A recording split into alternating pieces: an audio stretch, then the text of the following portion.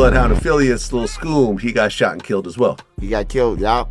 3 weeks to a month later. He got backdoored by some girls though. It was evident that like they on the Ring camera telling him he about to die. Like that was the most spookiest shit I ever seen, Vlad.